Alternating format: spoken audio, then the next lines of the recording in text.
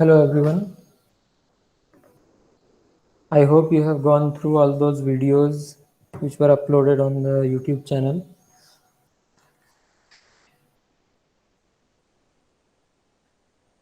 So let me just.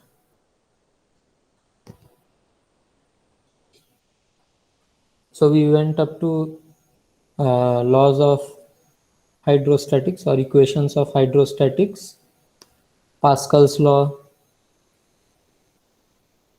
and before that control mass, control volume in the live lecture we have seen. So now we will move on. If there are any questions up to this point, please ask. Is all of this clear to all of you?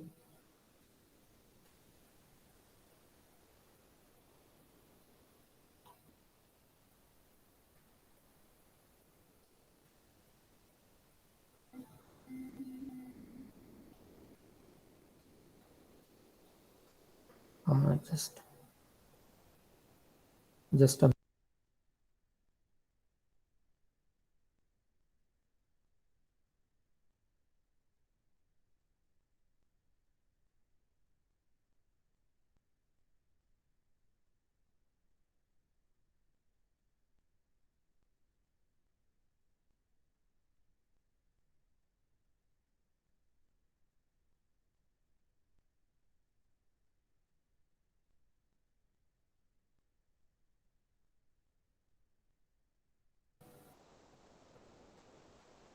Yes.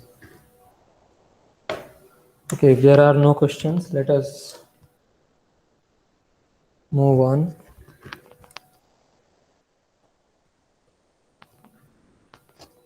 So this equation of hydrostatics, what that says is that let's say the gravity is in the z direction.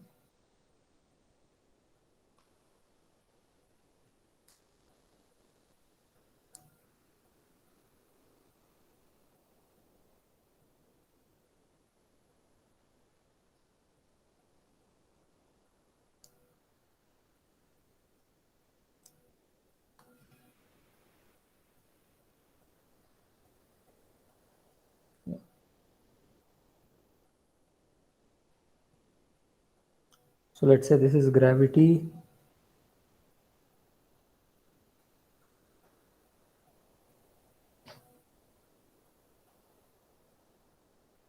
And this is z direction.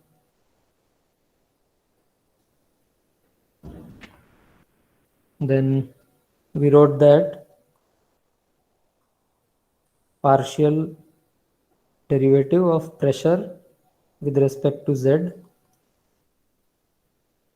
is minus rho g, where rho is the density of the fluid, assuming that density is constant everywhere, and g is gravity, acceleration due to gravity. Also here we know that velocities will not appear because we are talking about statics. This is a static situation. And also, if there is no gravity in the x and y directions, pressure is going to be constant along x direction and y directions. So dou p by dou y is 0 and dou p by dou x is also 0. So pressure is constant, or pressure is only a function of z. And we know the function also, it is minus rho g z plus some constant. Okay. So here we have found the final solution in case of statics. And what did we do to arrive at this equation? We actually balanced the forces on a fluid element. We took a fluid element. The mass is m of this fluid element times g, that is the force acting in the downward direction, and we balanced it with the pressure force acting on the surface of this fluid. Okay, and that's how we got it. So we actually did something called force balance. Now we will use this force balance in a dynamic situation and see what equation we get. Now it will be more complex because we have velocities, we will have viscous stresses because of the motion between the layers of the fluid. In this case, there was no motion, so viscous effects are not there. Unless a fluid moves relative to itself, we will not see any effect of viscosity there. So there will be several things coming up now. What we derived for a dynamic fluid, a fluid which is moving, was the mass balance equation. We did not derive it completely, we just saw how to derive it, and I wrote the final formula. Okay, but if we want to go into the details of the derivation,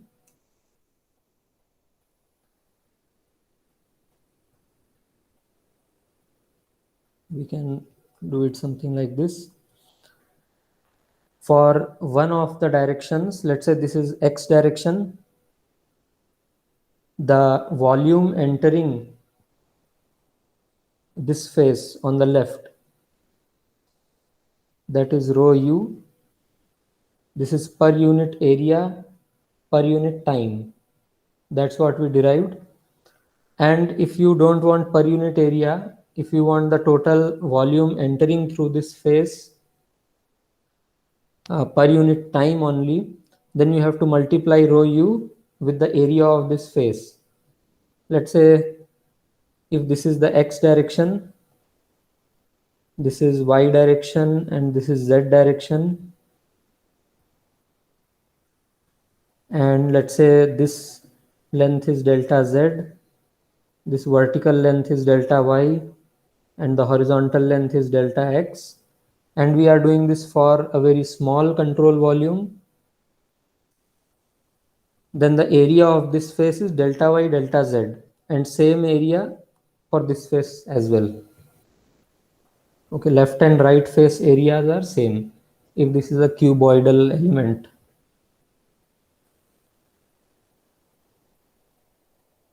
So rho u delta y delta z is the volume. This is actually mass because we have multiplied already with density. This is mass flowing per unit area, not per unit area because we have multiplied with delta y delta z. So this is mass flowing per unit time through the left face. Now, assuming that delta x is very small, and also assuming that density, velocity, all of these are functions of x, y, z and time, and these are smooth functions, so that we can write density and velocity at any other point in terms of Taylor series expansion with the reference as this point. Okay, how many of you know what a Taylor series expansion is? Can you raise your hands?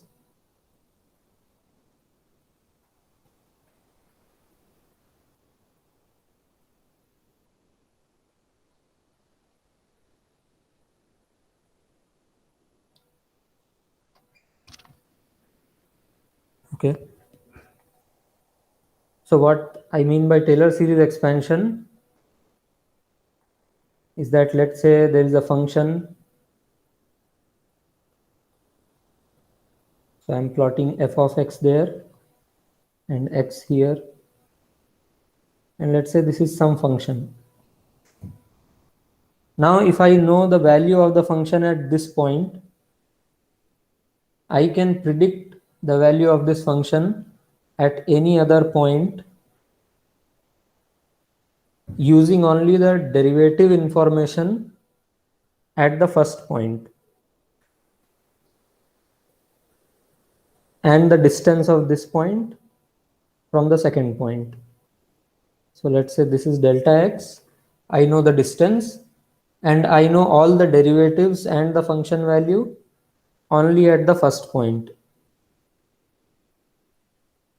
I don't have any other information at the second point, but I can determine the value at the second point using the information at this red point, first point. So how we do that? The value at the second point, let's say this is x2 and the value will be f of x2 and this is some x1. So f of x2 will be equal to f of x1 plus, if this is a function of only one variable, then we don't need to write partial derivative. It is a total derivative, ordinary derivative you can say. So df by dx, calculating this derivative at x1 point times delta x plus df by dx, the second derivative d2f by dx square, still at x1. So our assumption is that we know all these derivatives up to nth order at point x1 times delta x square by 2 factorial, which is 2, plus d3f by dx cube at point x1 delta x cube by 3 factorial, and so on. So this is known as Taylor's series. Mathematically, this is Taylor's series. Intuitively, what it means is that if you know the derivative of the function here at point x1, you know that what is the slope there. So what is the tendency of this function? Is it going along this line? Let's say the derivative was something like, let me make another function here like this. And let's say you are at this point and the derivative will be like this. This is the tangent at this point. So to some degree, it tells you where the function is going, right? So after some distance, where the function will be. So you know that it will be somewhere here. But if there are a lot of changes in the function, if let's say it will become like that, okay, this is not a function. Yeah, if it is going like that, then you need other information also, such as the second derivative. Second derivative tells you the curvature, where the slope is moving. Is slope increasing or decreasing? So the curvature here is downwards, you know that. So the function is going to have a downward trend here. Okay. Similarly, the third derivative will tell some other information about this and so on. So using all of these derivatives, you can predict the function value after some distance delta x. And if delta x is very small, then it is even simpler. You can use only the first derivative or up to second derivative to determine the function value, because you can see here in both of these functions, along the slope, you can just choose another point here and you got the function value. Here also along the slope, you can choose the value here and you got the value. Okay, prediction is very easy if delta x is very small. So you don't even need other derivatives. Just the first derivative is good enough.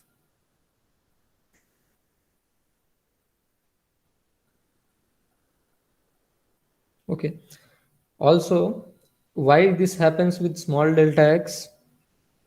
As you can see here, the other terms, mathematically speaking, the other terms d2f by dx square, d3f by dx cube, they are multiplied with delta x square, delta x cube, and so on.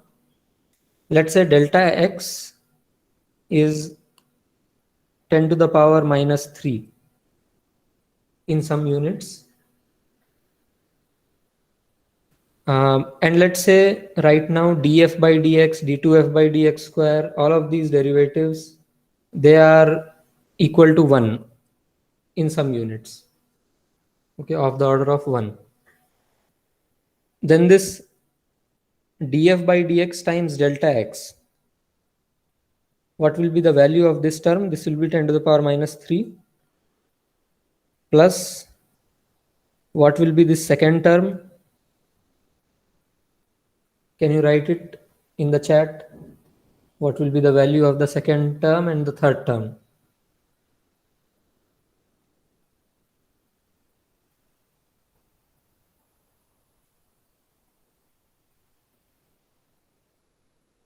Like some approximate value, no need to write the exact value.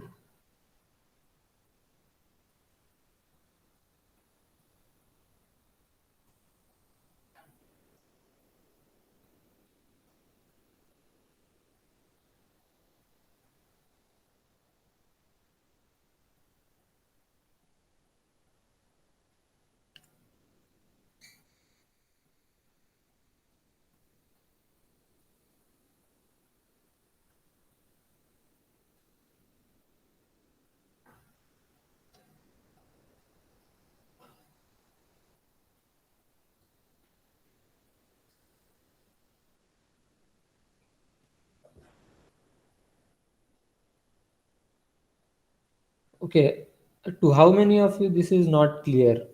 Whatever I discussed about Taylor series.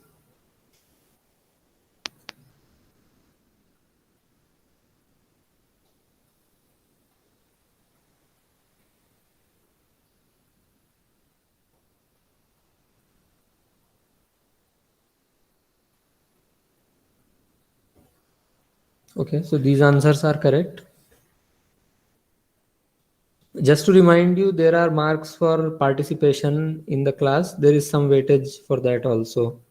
So please participate, all of you.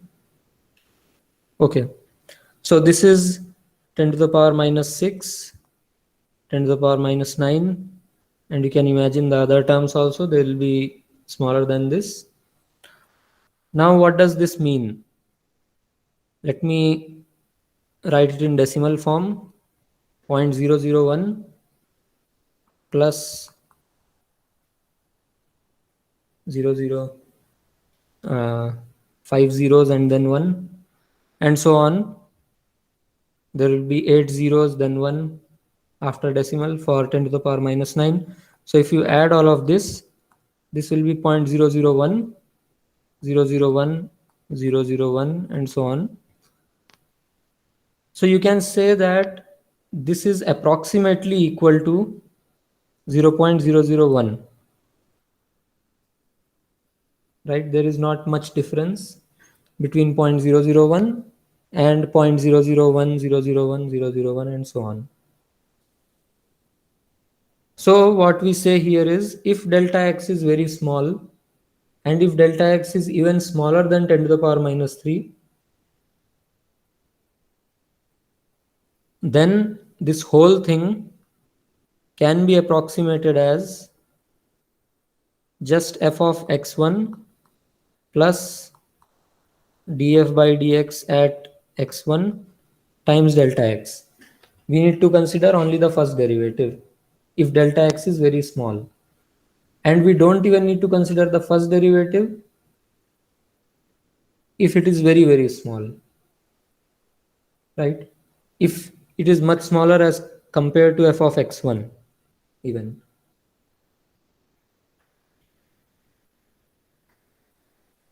Okay. So what it means is that the density times velocity will not change much if you move by a very small delta x value. But if we are interested in the derivatives of rho u, so d rho u by dx, let's say, then you may consider the first derivative and then leave out all the other terms. Okay. So now we can write the density times velocity on the right face in terms of Taylor series expansion, because we have assumed that it is rho u on the left face. So on the right face, it can be written as rho u, which is this f of x1, because at point x1, that is the left face centroid, we know rho u plus the derivative of it. Now we know that velocity can be a function of x, y, z time, and we are doing this only for the x direction. So we will take a partial derivative. Partial derivative just means that we are neglecting the changes along y and z directions. Right now we are taking a derivative only with respect to the x direction. So you can revise all these things. So dou rho u by dou x. And where are we calculating this derivative? We are calculating it on the left face. So we can call it x1 or whatever you want to call that, or the origin you can call it. All right. So, and this multiplied by delta x. And we are neglecting all the other terms. Similarly, if you do it for y direction, this is rho v, let's say, then the top mass flow from the top face you can write as rho v plus rho v by dou y, because that is in the y direction, at y1, that is the bottom face, times delta y. Similarly, in the z direction also, you can write. Okay, so you get the idea what it will look like.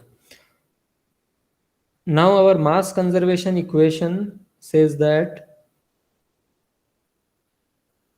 the net mass flow rate coming in minus the mass flow rate going out, that is equal to the mass accumulated.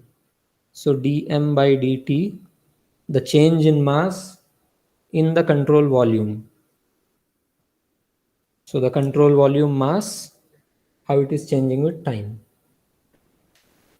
Now what is the net mass flowing into this control volume? That is this rho u plus rho v plus rho w from all three directions. So rho u, and of course we have to multiply with delta y, delta z, and similarly for rho v, the corresponding area, which is delta x, delta z, to get the actual mass flow, not just the mass flow per unit area. So we are interested in the total mass that is flowing in. If all three delta x, delta y, delta z are same, then we don't need to worry about these factors. Otherwise, we need to. Okay. So let me write it. Rho u delta y delta z plus rho v delta x delta z plus rho w, it will be delta x delta y, minus, now what is coming out? This one plus this one plus the z direction mass flow. So this is rho u, and this is also multiplied with delta y delta z, because that is the area from it is coming out. So it is rho u delta y delta z. I'm just opening this bracket here. So it will be dou rho u by dou x delta x. I'm not writing x1, y1, z1 again. It is understood. These are at left, bottom, and back faces. Okay, and delta y delta z. Similarly, minus rho v delta x delta z, rho v dou y delta y delta x delta z, minus rho w delta x delta y.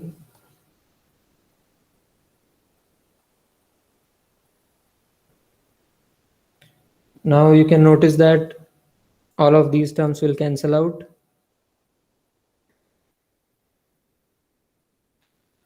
And you are left with only these terms.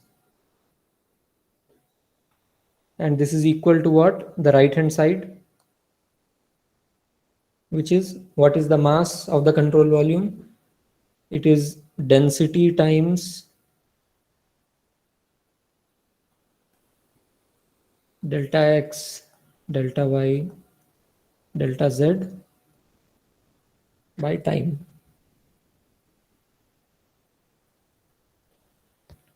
Okay. And delta x, delta y, delta z are fixed because this is a fixed control volume. It is not a function of time or space. So you can cancel out delta x, delta y, delta z from both the sides. And the left hand side, you can see, you can write it as minus del dot rho velocity vector. Okay. We had written a divergence of a vector. Divergence of a vector is written as dou a by dou x plus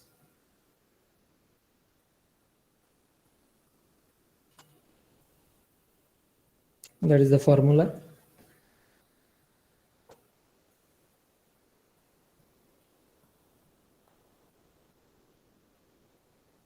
Okay. Or in other terms, you can write it as dou rho by dou t plus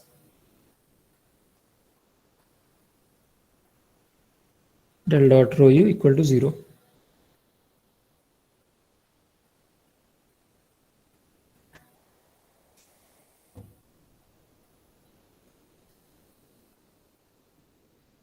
Okay. And what we said in the last class was that if density is constant, it is not a function of either space or time, then this can be written as del dot u equal to 0, which is the continuity equation generally seen in fluid mechanics. Okay, so we'll discuss more on this later, but right now,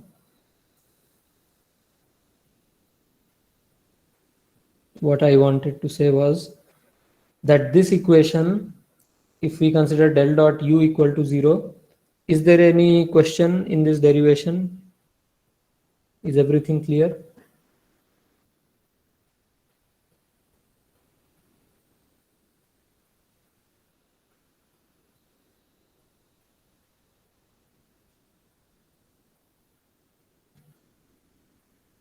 Okay, I hope it is clear. Now, this is one equation, and how many unknowns are there?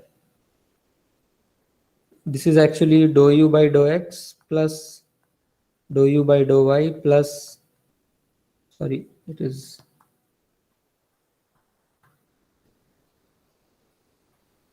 dou v by dou y plus dou w by dou z equal to 0. Okay, that is del dot u equal to 0. We have expanded it. Now you can see there are three unknowns: velocity in x direction, that is u, velocity in y direction v, and velocity in z direction w. Three unknowns and one single equation. Of course, we cannot solve it. We need two more equations at least to complete this problem. So what are some other laws that we can think of? Like in the statics case, we had force balance. Here also we can do a force balance on this control volume that we had drawn. So what we want to say here is, for this control volume, the net force acting on this, actually for control volume, we don't talk about force equal to mass times acceleration as we had seen earlier. The mass is not fixed. We are not tracking a fixed mass. So this equation will change slightly. Okay. But if I had to write for a fixed mass, then I will write F equal to ma. In fluid mechanics, we deal with densities, velocities, things like that. So let us write the mass as density times the volume of a blob of fluid, okay, times acceleration, which can be written as dv by dt or du by dt, whatever our convention is. Now let us divide throughout by volume, so that we are not talking about a fixed volume or a fixed mass. Then we can write force per unit volume, F, small f, is density times du by dt. Okay. Now, what are the different kinds of forces that we know about in fluid mechanics?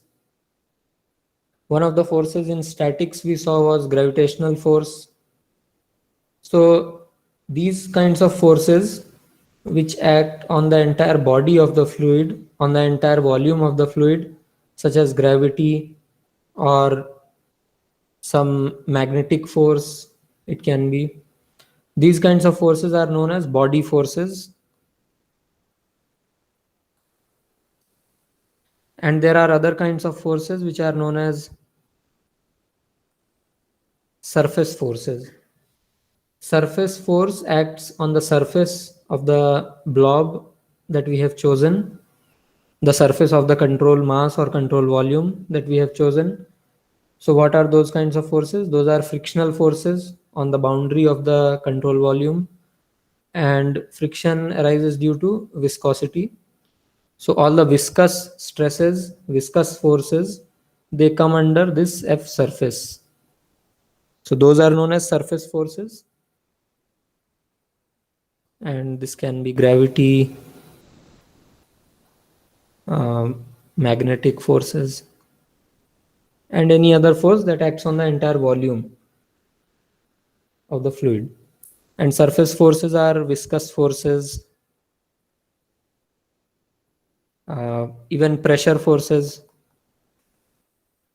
Pressure also we have seen acts on the boundary on a surface. So then these two are equal to du by dt.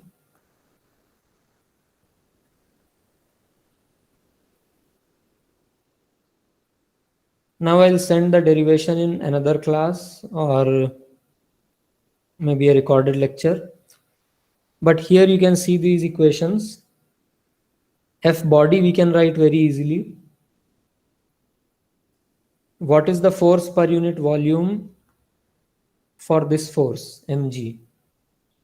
Force per unit volume will be m by the volume of the fluid times g, which is just rho g. Okay. If the gravity is in the negative, let's say negative z direction, then you can add minus Ez. Ez is the unit vector in the z direction, and minus. So then you can write this equation as rho du by dt is equal to f surface minus rho g Ez. Now the only thing remaining is to find this f surface. And we will derive this. This comes out to be minus del P gradient of pressure, which is a vector, plus del dot tau tensor, which is the viscous stress tensor, which we have seen in the earlier classes, which is tau xx, tau xy, xz in the matrix form.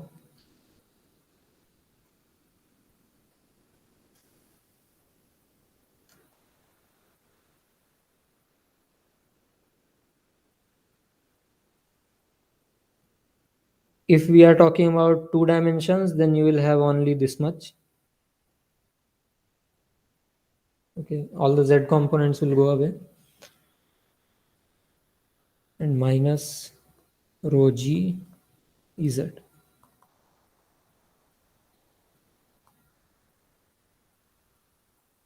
So the purpose to show this is to see if the number of equations are equal to the number of unknowns now.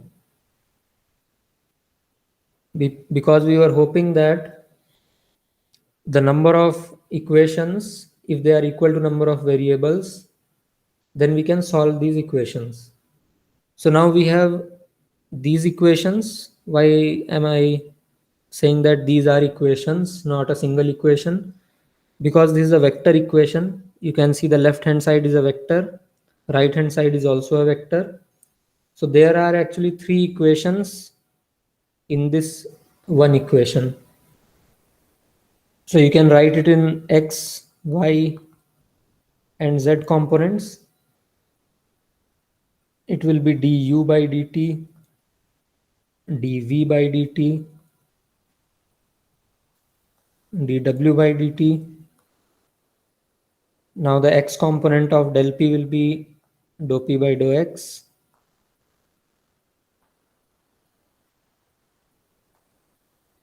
plus del dot tau can again be expanded. Okay.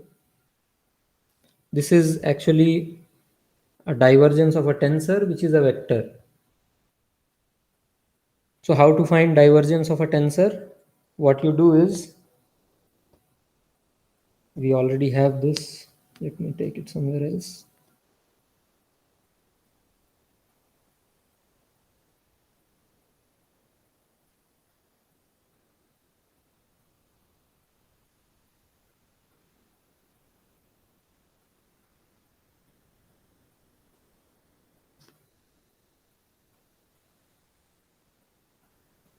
Okay.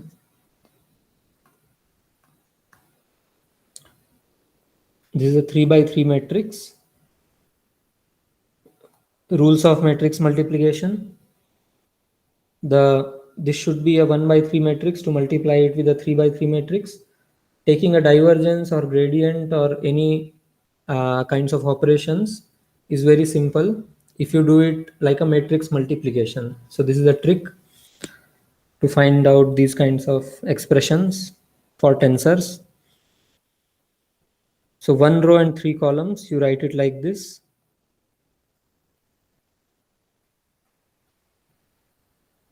Multiplied with this.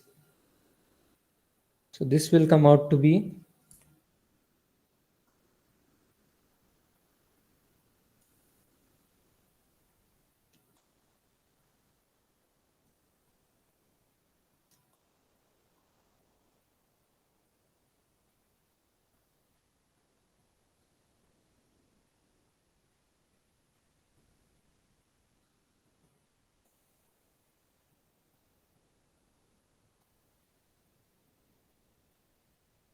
so I hope you know how to multiply two matrices.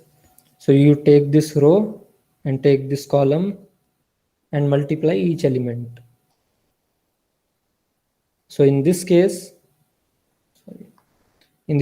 we take derivatives instead of multiplying, because the left hand side matrix, this row vector, this is an operator.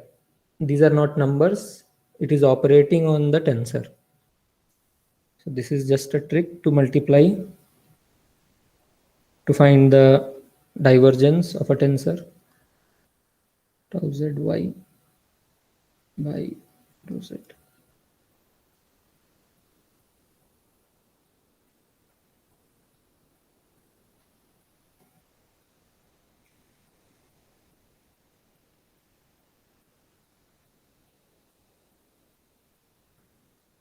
Okay, so you can see there are three terms here. It is now a column vector.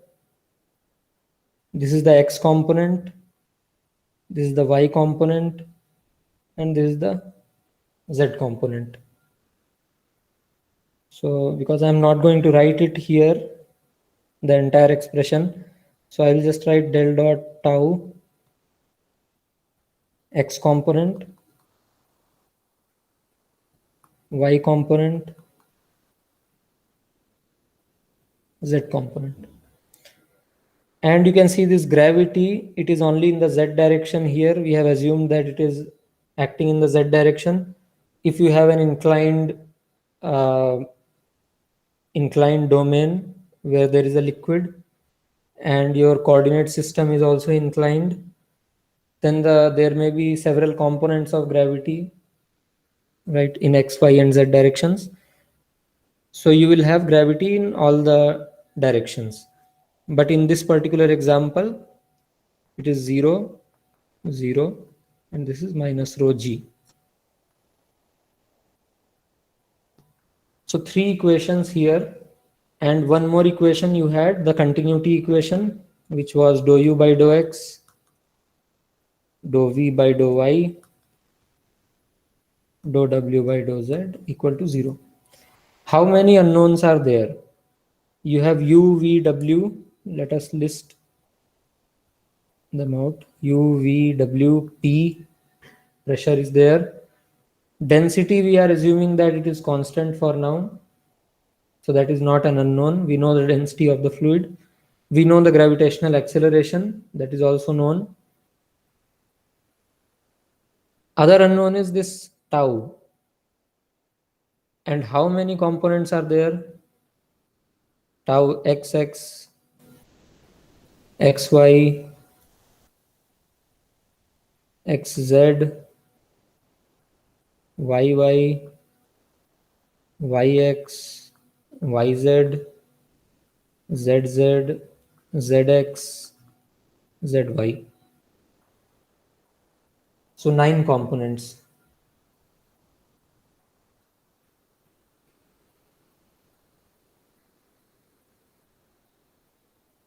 Total 13 unknowns and 3 equations. So we have increased the number of unknowns actually, right? So what is the solution to this? Now, we saw Newton's law of viscosity, which was an observation. So Newton, actually Stokes before him, observed that fluids follow a certain behavior. There is some relationship between tau, which is the stress tensor, and gradient of velocity. We saw for a simple geometry that tau xy was equal to mu du by dy, or dou u by dou y, if u depends on multiple directions. This was for a plane flow where the top plate is moving. Okay, bottom plate was fixed. This is x direction, this is y direction, and flow was all in x direction. So u was a function of y. U means the x direction velocity, which is varying with y. It is a function of y. And the general formula also we have seen. This stress tensor is equal to mu times del u plus del u transpose. You don't have to remember all this.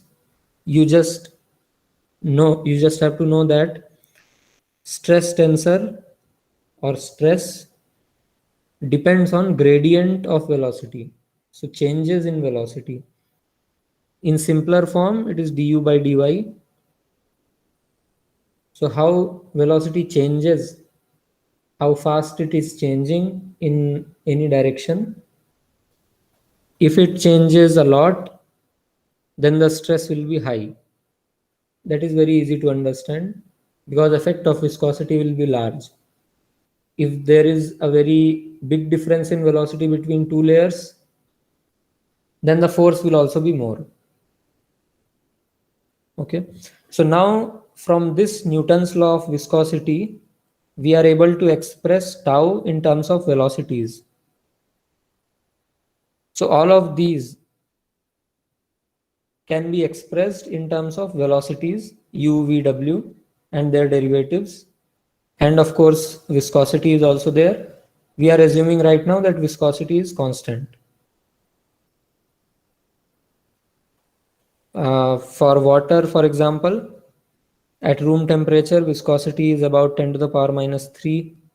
The unit is Pascal second.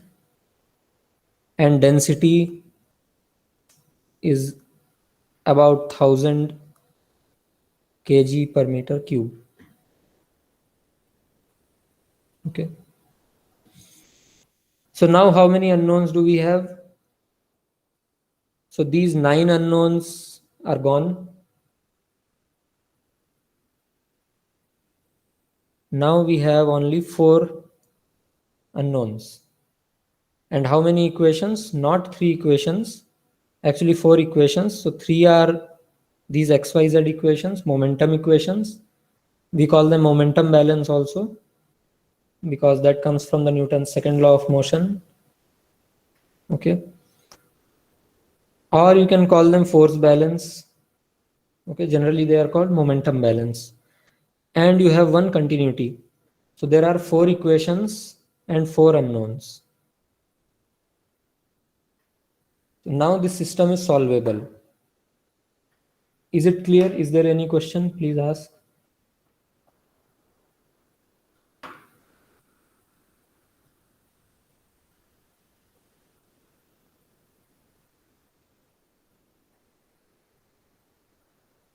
Sir, the value of Yeah. tau yz would be then mu dv by dz, right? Actually, it is slightly different. If you have velocities in all 3 directions and they are dependent on all 3 directions, let's say u is dependent on xyz, v is also dependent on xyz, and w also on xyz, then from here you can determine the value of tau. Let me just write this del u. Now this is going to be a tensor del u. I don't think you would have seen anything like this before in maths or physics, because this is not a divergence of a vector, it is gradient of a vector. So how to find this? Finally, you need a 3 by 3 matrix, okay, which is tau, and here you have del and u. So you should have 3 by 1 matrix multiplied with 1 by 3 matrix to get a 3 by 3 matrix. That's a trick you can use. So 3 rows, 1 column, dou by dou x, dou by dou y, dou by dou z, multiplied with u, v, w, 1 by 3 matrix. This will give you dou u by dou x. Okay, that is 1. Then dou v by dou x, dou v, dou w by dou x, Similarly, dou u by dou y, dou v by dou y, dou w by dou y, dou u by dou z, dou v by dou z, and dou w by dou z. So this is this matrix, and then the transpose of the same matrix added with this matrix. So why the transpose is added, we will talk about that later on if you wish. So a transpose of this will be dou u by dou x, dou u by dou y, dou u by dou z, dou v by dou x.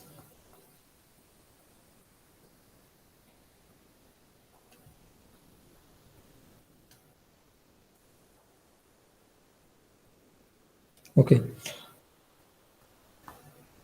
dou z. Now add these two element by element and multiply by mu, and then each element, then you can say, you can find out from here what is tau xz, for example. So which one is tau xz?